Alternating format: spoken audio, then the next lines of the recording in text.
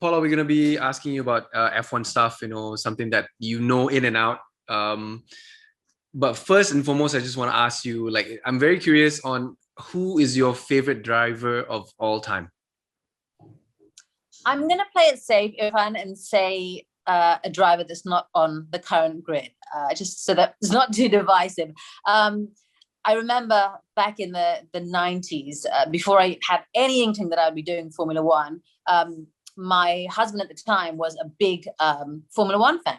And I would have Formula One on at home, and I'm like, what is this? What does qualifying mean? What does this mean? And he would explain to me what this was. And I said, so who are you following? He goes, Michael Schumacher. I said, so who's his biggest rivals? And he said, well, it would be the McLarens. I said, right, then I'm going to back the McLarens. And actually, that was really smart of me, because Mika Hakkinen gave us some great races. In fact, till today, I think Michael Schumacher will say that Hakkinen gave him some of his best on-track fights, and he really did give us those kind of nerve-jangling races, some wonderful moments. He brought in 2 consecutive world titles, and I'm just so pleased that I decided to be that contrarian who decided to go for McLaren against Ferrari, who everyone loved. And also, I have to say, I do like Finns.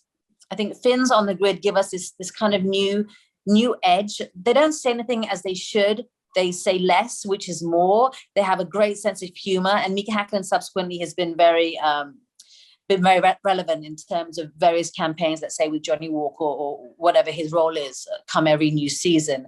Their sense of humor. So, with the Kimi Räikkönens and the Valtteri Bottas's, I like that country and the drivers that they churn out. But I have to say, yeah, it would be Mika Hakkinen. And I've subsequently interviewed him, following his retirement. And I just enjoyed every single interview I had with him since he left, and he's never actually really gone, has he? So yeah, that would be my safe bet. All right, and speaking about back in the day, you have Schumacher, Barrichello, Hakkinen, Coulthard, all these front runners to fight for the drivers' championship.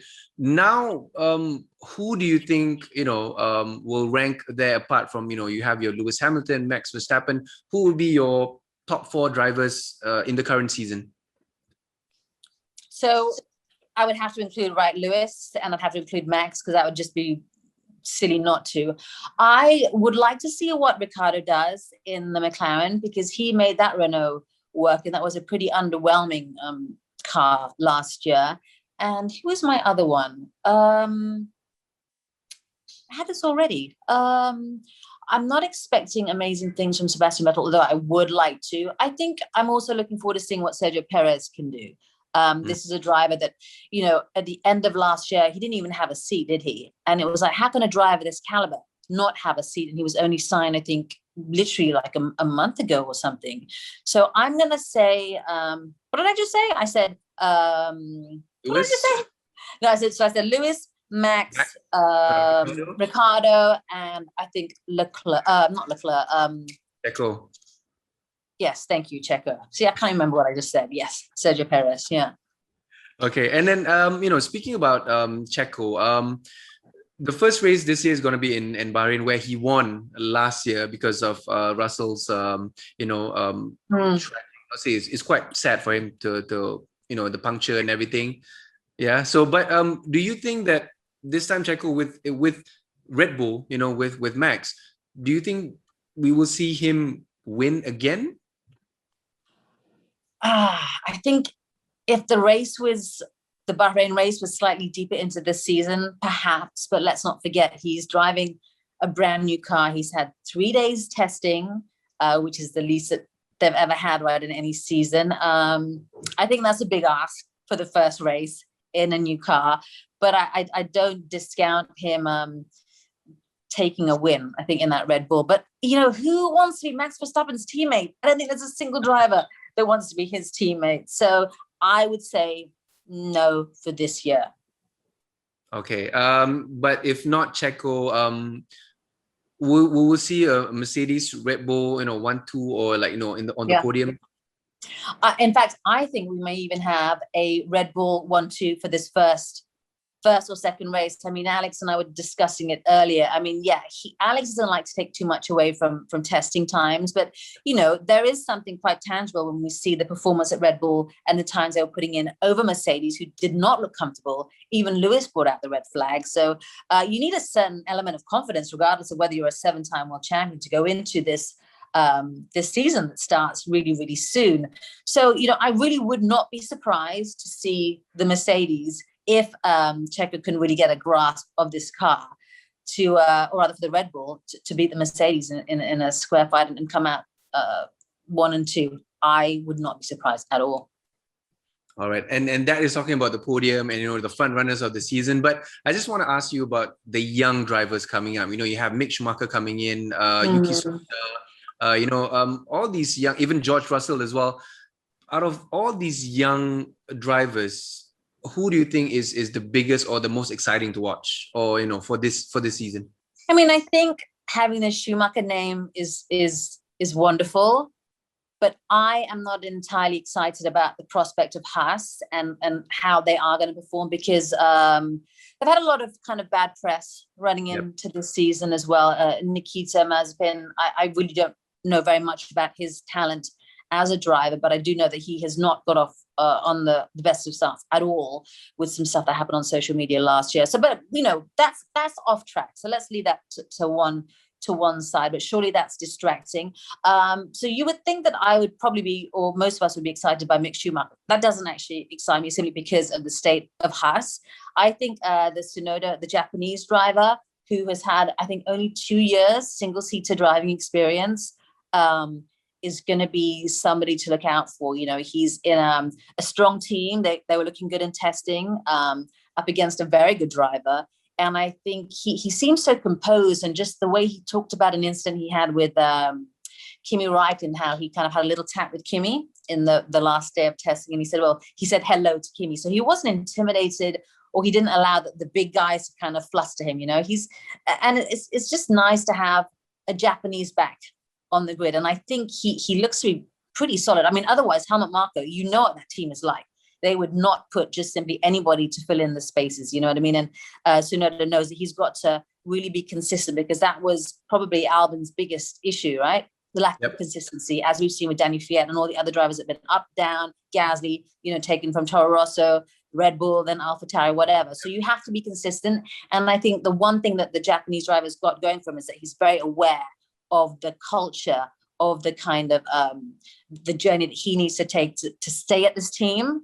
And he's seen all these other drivers fall by the wayside. So he knows damn well what he's got to do to stay in that seat. So, yeah, I'm looking forward to it, because he's just a name that kind of came out of nowhere for me. But if you're following the feeder series and, Mazepin and Schumacher, that's all quite predictable and quite obvious. Yeah, and to me as well, I'm excited as well, because, it's the first time since Kobayashi, in 2014. So it's a long time when... And I loved Kobayashi. Yeah. He just gave us just these incredible superstar moves, and he's really a driver that I miss. He had so much personality, and his driving style was just this kind of sexy little way that would pop out once in a while with some great overtaking. And you're right. I completely agree with you on that. All right. Okay, Paula, last question. Last season it was a difficult and very there's a lot of issues of the pandemic and everything. So we're hoping that this season will be a better one. But talking about last season, share with us your top 3 race moments. I think I have to give the overview, the fact that we did get 17 races out of 22. That has to be one of the reasons of the seasons, if you know what I mean. Look, I was in Singapore, and then I remember getting a call in the early hours of Saturday morning saying, look, our team on site, Matthew Marsh, our producer, have been told to leave the paddock. The race is not going to happen. We were like, God. So from March to July, we were like, what is going to happen? Are we even going to have a race? And not only did we have a race, we nearly reached 22 races, just 5 shy, when you consider that we started in July with all these triple headers. So I think the biggest moment of 2020 is the fact that we had such a comprehensive year with triple headers, total commitment. I can't imagine how exhausting it must have been, but they gave us the season. So that is my number 1, because I thought we weren't going to have anything. Number 2, I think a couple of feel-good moments. Lance Stroll, he had his maiden pole, and he had a funky year, right? But he brought it, and the team, they made it was, I think, a bit of a messy day, wasn't it, that afternoon? And the team put on the Inters, and they took a gamble, and he brought in his pole, and that was like the first pole since Jacques Villeneuve in, like, I think the 90s. I don't know, Alex will probably correct me on this, back in the early 90s. I'm not a big fan of Lance Stroll, to be honest with you. I don't know if I can say that, but he did prove his prowess that day, and he has had some sparkling moments. But I think overall, everybody has to commend Pierre Gasly, who is another driver who has been at the receiving end of Helmut Marko changing his mind, deciding you're not good enough, and what an emotional roller coaster, like people like him and Danny Fiat, right? Like, oh, you're dropped. And then it just seemed that once he was demoted to Toro Rosso, then AlphaTauri, it just kind of took a weight off his shoulders. And for him to win at Monza, I've got goosebumps just thinking about it. He just held his composure. And I was looking back over the race, and it was like 30 laps he made those tires last. And he was like, I don't know how he did it, holding off some really strong, I think it was almost a Carlos Sainz as well, who was looking very strong to finish that race. But he did it, and he just sat on the podium and just kind of soaked it in, and you could not feel good for him. You just couldn't. And it was just nice as well to have a new winner. Do you know what I mean? And what a surprising winner it was, So yeah.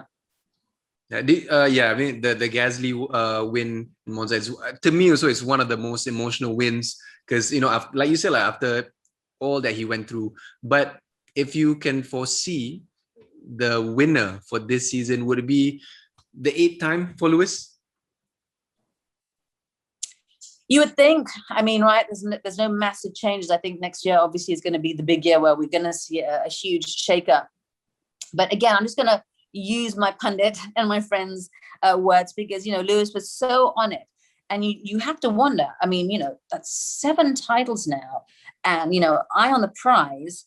Valtteri Bottas is so ready to do what Nico Rosberg did, and there have been some they've alluded to the fact, or rather some reporters on track have alluded to the fact that Valtteri has got a certain something in his eyes. But we say that every single year. I wouldn't be surprised if Lewis didn't take the title. I think I would like, just for a change of narrative, to see Max Verstappen being in his first. But Lewis is Lewis, and even when he turns up and he's feeling not very good, he does pretty good. He had COVID, and also I think Lewis, I can't imagine how difficult last year was for him, because he's such a social person, right? In between races, he's flying off to LA, doing his fashion line with Tommy Hilfiger, and his world is not just Formula One. But suddenly, over the course of the summer to December, it was only Formula One, having room service every night. This is not Lewis Hamilton's world. And I feel that he probably went into quite a dark depression. And I think that affected him quite badly. And then he had COVID. But he got the job done. But this year, that took a lot of mental resilience, I think. How much more has he got? Well, we'll see. All right. Thank you very much, Paula, for your insights. Thanks, sharing your experiences and everything about F1. And all the best, and have fun for this year's coverage. Thank you so much for having me. Enjoy the season. All right. Thank you.